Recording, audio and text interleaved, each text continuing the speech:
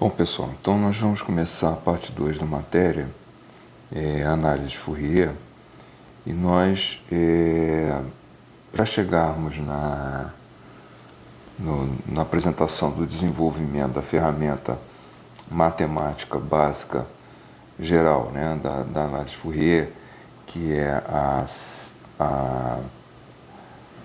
a série de Fourier, né, a série de Fourier, a gente tem que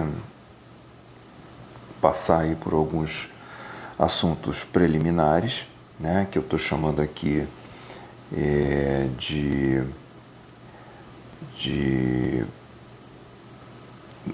tópicos de base, né, tópicos de base, para que a gente possa entender do que se trata a série de Fourier, a expressão matemática que o Fourier, né, chegou e propôs, e é uma ferramenta matemática fantástica que foi fundamental para o desenvolvimento da ciência e da tecnologia nos últimos 300 anos aí, tá? Fourier foi um matemático francês, Joseph Fourier, né, que foi contemporâneo do Laplace, né, cuja matemática a gente viu aí na primeira parte da matéria, né? E o Fourier ele fez uma investigação muito interessante, né, sobre como representar uma função que tenha um comportamento periódico, né, um comportamento repetitivo, a partir de um somatório infinito de senos e cossenos, tá? Então, um somatório, um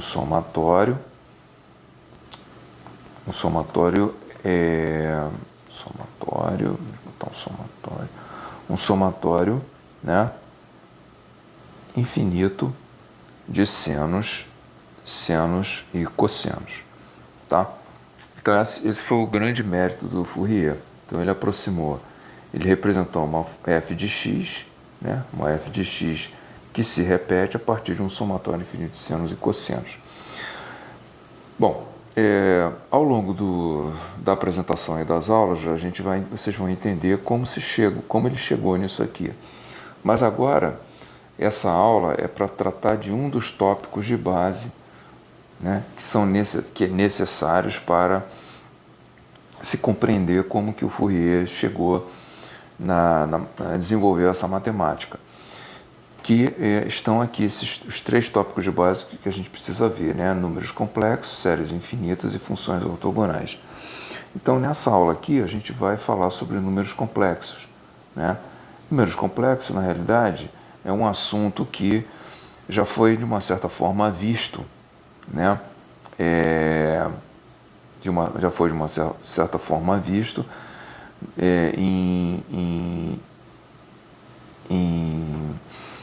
em outras épocas, né, por vocês, né, um pouco no segundo grau e tal, mas e também um pouco no básico, né.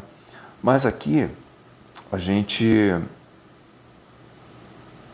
vai ver, a gente vai ter que fazer uma revisãozinha, né, talvez incluir alguns pontos desse assunto que não foram vistos, né, e contextualizar isso aí em relação ao como a gente vai usar isso aí na frente, tá? O número complexo é um elemento matemático que surgiu, né, basicamente da necessidade de se resolver a questão da raiz quadrada de números negativos. Como resolver isso, tá? Então existe uma apresentação dessa história, de como se chegou a isso lá atrás, né? E eu recomendo que vocês assistam esse vídeo aqui, eu vou mostrar aqui para vocês, esse vídeo aqui, do professor Possani, né? Que é um professor extremamente didático, né, que discorre sobre vários temas da matemática. E ele tem aqui dois vídeos, né? O aparecimento dos números complexos e o aparecimento aqui dos números complexos, parte 2. Então ele mostra de forma histórica e muito bem fundamentada a história dos números complexos. Então eu recomendo fortemente que isso seja assistido. É um tempo que vai ser usado, mas vai ser muito, muito útil, porque realmente é bastante interessante. E aí a gente compreende perfeitamente qual é a origem, né, da raiz de -1, né, a origem de como se, né, como se chegou, né, aqui a equacionamento desse problema aqui, né? Bom,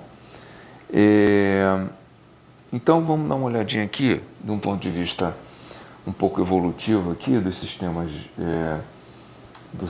de números, né? O que nós temos aqui, né? Nós temos aqui os conjuntos de números, né, conhecidos, começando do mais simples indo até o mais completo, que são os complexos, né? Nós começamos com os números naturais, que são os inteiros positivos, ou seja, 1, 2, 3 e etc., sem incluir o zero, não tem o zero, né? Onde com esses números a gente pode fazer as operações de adição e de multiplicação.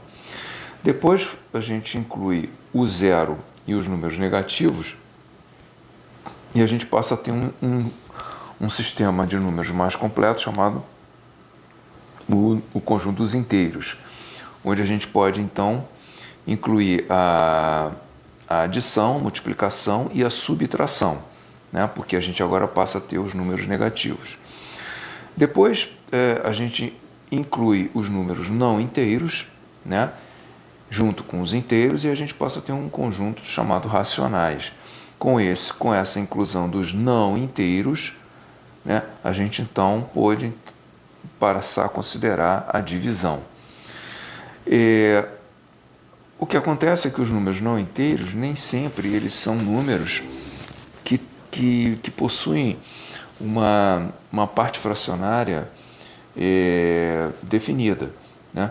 Então nós temos aqueles números que são as dízimas, né, que são números que não tem fim, a parte fracionária não tem fim. Exemplo é o π, a raiz de 2, a raiz de 2 é outro, a raiz quadrada de 2 é outro exemplo, e vários outros. Então esses números eles são chamados de não racionais porque eles não podem ser considerados como racionais porque eles são não inteiros, mas com a parte fracionária não definida, não determinada, né? não definida. Então, a gente passa a ter então, conjuntos irracionais, né? E juntando os irracionais com os racionais, né? Os racionais e os irracionais, a gente tem os números reais. Bom, que seria o conjunto de números mais completo possível. Acontece que a gente tem esse problema aqui, né, da raiz quadrada de número negativo. E para resolver isso, conforme vocês podem ver lá no vídeo do professor Possani, a gente então precisa considerar, e lá isso é bem apresentado, né, a raiz quadrada de -1, que é a chamada unidade imaginária e representado pela letra I. Ou seja, imaginário, isso aqui é uma situação que a gente imagina, mas que não é um número real, um número concreto, certo? É um subterfúgio, é um artifício que se precisou se lançar a mão para poder se explicar, se chegar nessa questão da raiz quadrada de números negativos, e com isso a gente construiu o conjuntos complexos, né? Foi construídos os conjuntos complexos, que é constituído pelo conjunto dos reais e mais alguma coisa, né? Então, um número complexo, né, geralmente representado pela letra Z, ele tem uma parte imaginária e a parte real, né, parte real, e a parte imaginária. Então, se z é igual a mais ib, ou seja, é o número complexo, ele tem a parte real, a, e a parte imaginária, b. Sendo que a parte imaginária ela é caracterizada pelo produto desse número real, b, pela unidade imaginária, né, onde i é igual a raiz de menos 1, multiplicado pelo número real, b. Então, o que a gente vê é que esse número complexo ele tem dois pedaços, né? Ele tem o pedaço real e tem o pedaço imaginário, né? Então, um número complexo, ele traz, então, né, ele traz o quê? Duas informações. Ele traz uma informação que está embutida na parte real e traz outra informação que está embutida na parte imaginária. Tá? Então, como ele é um número que tem dois componentes, para que a gente possa representar ele, a gente tem que ir além do plano, né? Além da reta. Enquanto que os números reais a gente representa a partir de um eixo, né? A partir de um eixo a gente coloca os números reais. Nos números complexos a gente precisa de dois eixos. Um eixo para representar a parte real e um eixo para representar a parte imaginária. E esses dois eixos vão formar um plano. Então esse plano, né, é o plano também chamado de plano complexo ou plano de Argand, certo? Que também é o nome de um matemático, né, da antiguidade. Bem, então com isso, né, a gente tem que um número complexo no plano, um número representado pela letra Z, ele tem a parte real e a parte imaginária, né? Então ele é um ponto naquele plano que tem uma componente A e uma componente B. Então um outro ponto Z1, ele vai ter uma componente A1 e uma componente B1. Um outro ponto Z2 vai ter uma componente A2 e uma componente B2. Tá? Então um número complexo é isso. É um número com duas informações, com duas componentes e precisa ser representado no plano. Bom, aí a gente precisa então, pode fazer algumas definições importantes, né? A primeira delas é a questão, né, sempre a partir de dois números complexos. Então, a primeira dessas definições é a chamada distância entre dois pontos. Então, o que é a distância entre dois pontos? Como o próprio nome está dizendo, né? Então, se eu tenho um plano, eu tenho um ponto aqui, eu tenho um ponto aqui, esse aqui é o ponto Z1, esse aqui é o ponto Z2, a distância é a reta que liga esses dois pontos. Essa é a distância, né? E essa distância, né, se a gente fizer ela por Pitágoras, né, se for a hipotenusa desse triângulo retângulo, onde aqui é o x2, aqui é o x1, aqui é o y1 e aqui é o y2, né? A gente então, que por Pitágoras, a distância que seria o comprimento dessa reta aqui, o módulo, né, dessa distância, dessa subtração, porque o que interessa é um módulo, né, o valor positivo, é a raiz quadrada da soma dos quadrados das diferenças nas duas coordenadas. Tá? Bom, além disso, a gente tem as operações fundamentais, né? Adição, subtração, multiplicação e divisão. Então, quando a gente vai adicionar dois números complexos, x1 mais y1 mais x2 mais y2, a gente tem que adicionar as partes reais e as partes imaginárias, né? E multiplicar pela raiz, pela unidade imaginária. A subtração é a mesma coisa, a gente subtrai. A multiplicação, a gente vai multiplicar um pelo outro, então a gente vai sair multiplicando todo mundo por todo mundo, e a gente vai obter isso aqui, né? E a divisão, o que acontece é o seguinte, a gente tem um número complexo no denominador, então x2 mais y2, né, a gente tem que multiplicar embaixo e em cima pelo x2 menos y2, porque dessa maneira a gente vai transformar o denominador num número real, x2 ao quadrado mais y2 ao quadrado. E vamos eliminar a parte complexa de baixo. E como a gente já conhece, esse número, né, que é a subtração, né, ele é também chamado de conjugado do outro, né? Então, x2 mais y2, o conjugado é x2 menos y2 e vice-versa, né? Então, a notação, né, a representação do complexo conjugado, ela é feita por um asterisco, z asterisco, ou uma barrinha aqui, z barra, x menos y, tá?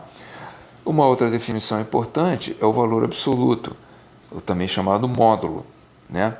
Que é o comprimento do número complexo, né? Que nada mais é, né? Já que a gente está aqui num plano, então se eu tenho aqui um número z, eu posso fazer um vetor aqui ligando a origem ao ponto z, né? E aí a gente tem aqui por Pitágoras novamente, que essa hipotenusa, a gente tem com a hipotenusa desse triângulo retângulo, a gente tem o módulo, né? O tamanho desse número. Então, aqui, novamente, a gente tem um número, o módulo dele é a raiz quadrada de x ao quadrado mais y ao quadrado, né? Aqui é o valor de x e aqui é o valor de y. Então, esse é o valor absoluto. Bom, como o número complexo ele tá no plano, uma outra forma de representá-lo, diferente dessa primeira forma aqui, né, que a gente viu, que é uma forma cartesiana, essa primeira forma que está aqui, né, é uma forma cartesiana usando x e y, duas coordenadas cartesianas. A outra forma interessante é usando a forma polar, né, a forma polar. Ou seja, a forma polar, né, a forma polar é aquela em que a gente usa como informação para definir o número z aqui, né, a gente usa o módulo e o ângulo, né, que esse módulo faz com o eixo x, o eixo horizontal. Logo, o número na forma cartesiana ele é representado dessa maneira que está aqui, porque x vai ser o r. O que é o r? O r é o módulo. Então, a projeção do módulo na direção x é r cosseno θ e a projeção do módulo na direção y é r seno θ, né? E o r é o valor absoluto, o módulo do número, né? E o ângulo vai ser o arco cuja tangente é I, o cateto oposto sobre o cateto adjacente, y sobre x, também chamado de argumento de z. Tá? Então, a forma polar é z igual a r cosseno θ mais i r seno θ, né? x mais y. Só que x é r cosseno θ e y é r seno θ. Estou colocando o r em evidência, vai ficar r que multiplica cosseno θ mais y seno θ. Bom, então com isso, a gente viu as 4 operações aritméticas básicas, né? E a forma polar. A partir do conhecimento da forma polar, a gente então pode representar as outras duas operações complementares, que é a potenciação, né? Achar a potência de um número complexo e encontrar as raízes de um número complexo. Tá? Então, isso, né? A gente vê aqui, ó. Vamos lá. Em termos de potenciação, né, seria o quê? Z elevado a n.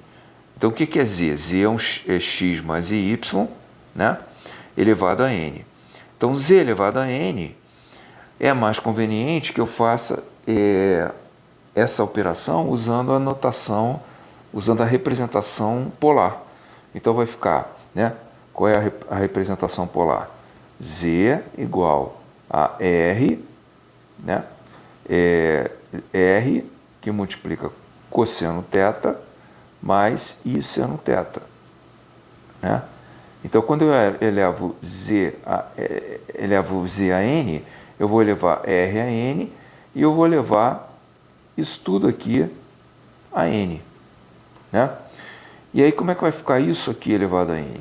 Né? Então, vai ficar Z elevado a N, R elevado a N, mais isso aqui elevado a N. Aí, o que está escrito aqui, já a resposta a essa pergunta aqui é cosseno nθ mais I seno nθ. Como é que se chega a isso? Bom, uma maneira rápida de se ver isso é quando n é igual a 2.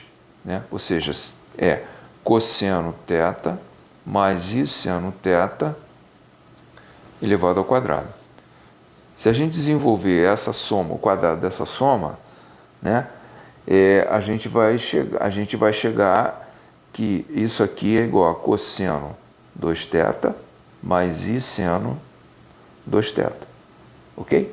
Então, façam essa, quem quiser, né, faz esse teste aqui que vai chegar a isso aqui.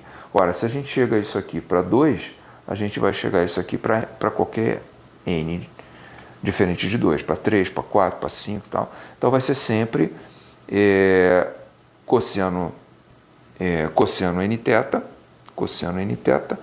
seno nθ. Então, se for x mais y elevado à quinta, por exemplo, vai ficar r elevado à quinta, cosseno de 5θ mais I seno de 5θ. Tá? Então, isso é a potenciação. Como se elevar um número complexo a uma determinada potência.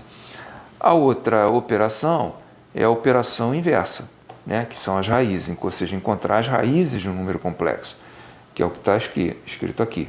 Né? Então, seria a raiz enésima de z, onde esse n é qualquer coisa. Né? É 2, raiz quadrada, 3, raiz cúbica, raiz quarta, raiz quinta, etc. Bom, como tirar a raiz quadrada é o inverso de elevar ao quadrado, como tirar a raiz n, né, a enésima raiz é o inverso de elevar z a n, né? Então, isso daqui é igual a z elevado a 1 sobre n, certo? Então, se a gente parte do que a gente viu antes para a potenciação, z elevado a 1 sobre n é r elevado a 1 sobre n, e o que a gente esperaria aqui? Cosseno θ sobre n, né, mais I seno θ sobre n, isso que a gente esperaria. É quase isso, né?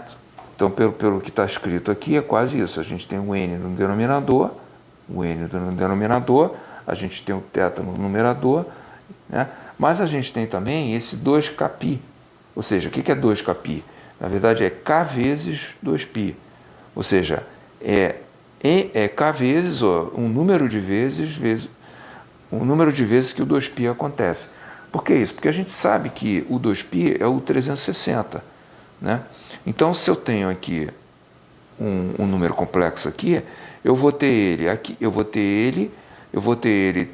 uma vez 2π, duas vezes 2π, três vezes 2π, então eu vou ter ele várias vezes aqui, né?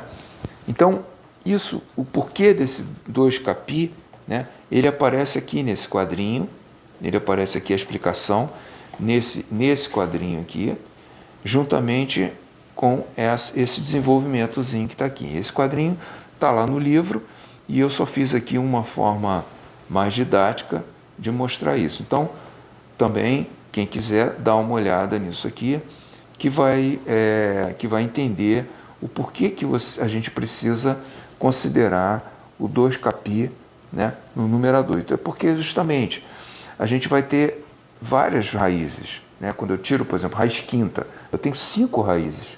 Né? Eu não tenho uma raiz. Então, eu tenho 5 raízes. Então, se fosse só θ sobre n, como está aqui, eu teria θ sobre 5, θ sobre 5. Então, eu teria uma raiz. Mas eu tenho que ter 5 raízes. Então,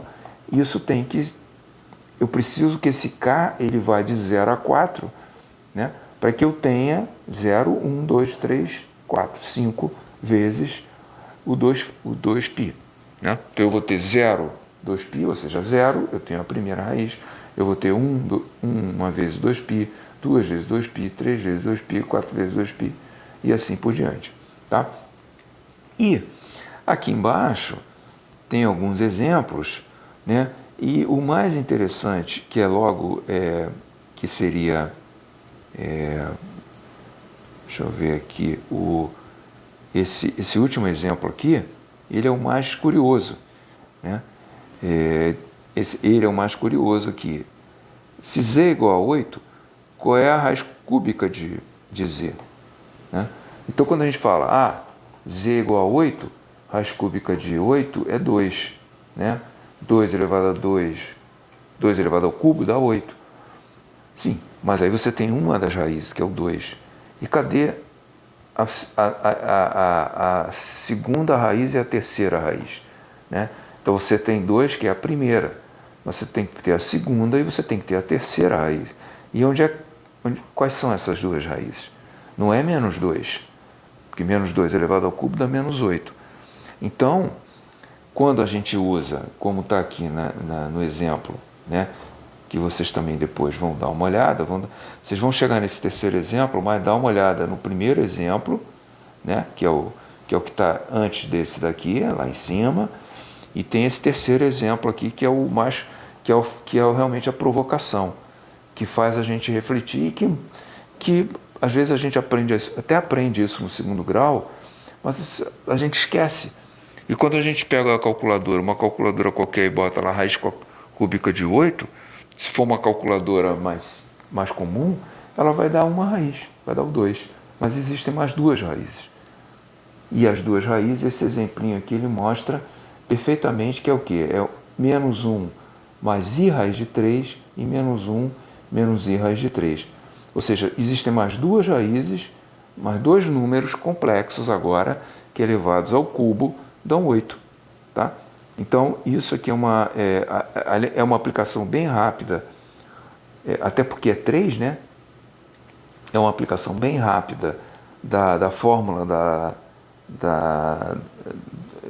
a fórmula usada para se encontrar raízes de números complexos, usada para o 8, para se achar a raiz cúbica de 8. E aí a gente vê que a gente fica meio que no escuro, né? Achando que a raiz cúbica de 8 é o 2. Só que tem que ser 3 números diferentes. Só que é o 2, que é uma delas, que é um número real puro, e mais dois números que são complexos. Né? O menos 1 complexos conjugados. Né? O menos 1 mais i raiz de 3 e o menos 1 menos i raiz de 3. Tá? Então depois é muito interessante dar uma olhada nesses exemplos, tá? E assim como lá no vídeo do professor Possani. São essas pequenas coisas, essas pequenas oportunidades de a gente ver, rever e, na verdade, ver, né, coisas que parecem que a gente já sabe, que nos abrem muito os horizontes. Né?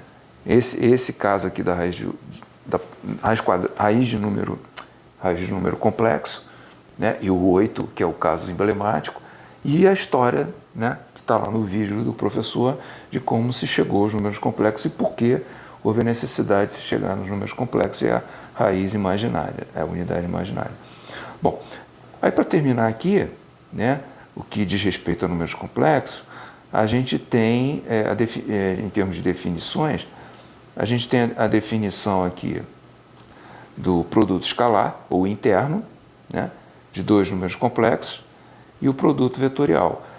Aí, o que tem a ver produto escalar e produto vetorial com número complexo? Ora, tem, porque o número complexo é um ponto num plano. Então, ele na realidade pode ser representado por um vetor, certo? Um vetor de tamanho r e de inclinação θ, certo? Então, z pode ser considerado como um vetor. Então, se ele pode ser considerado como vetor, ele tem a mesma característica de um vetor, então eu posso também definir os dois produtos que a gente usa lá no mundo dos vetores, que é o escalar e o vetorial, no mundo dos números complexos. Então, se eu tenho um número z1 e um número z2, dois números complexos, eu posso fazer o produto escalar dos dois, que vai dar, que está representado aqui, né? Z ponto, ou seja, z escalar z2, módulo z1 vezes módulo z2, cosseno θ, que é o ângulo entre os números. Aí, quando eu escrevo os dois números na forma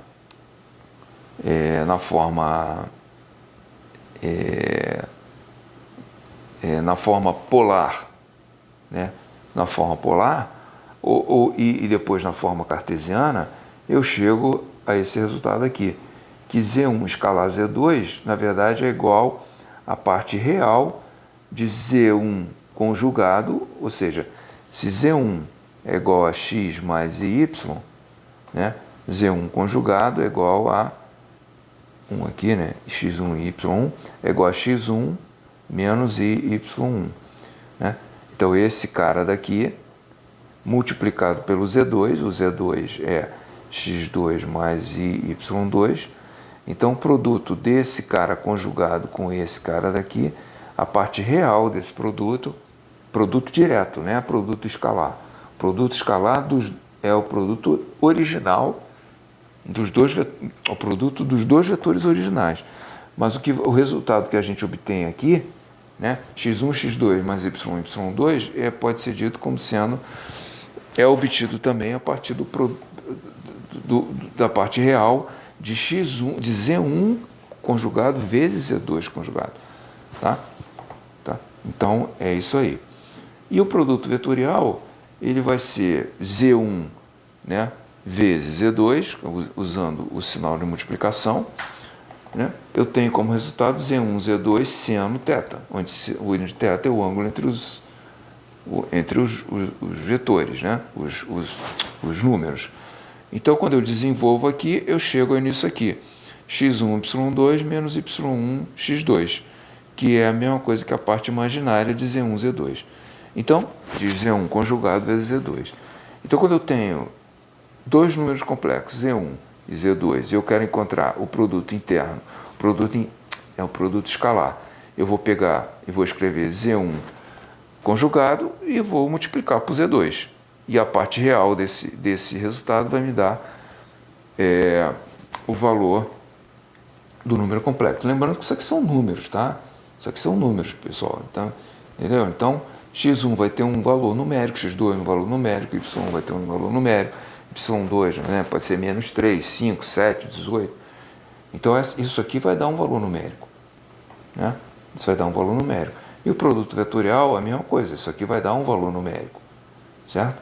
Que é igual em parte imaginária do mesmo produto ali, da mesma multiplicação.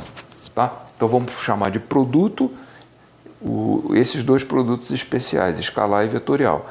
E a multiplicação é realmente Z1 vezes Z2. Quando eu falar a palavra vezes, né? Z1 vezes Z2 é a multiplicação simples. Agora, quando eu falo Z1 escalar Z2 é o produto escalar. Z1 vetorial Z2 é o produto vetorial.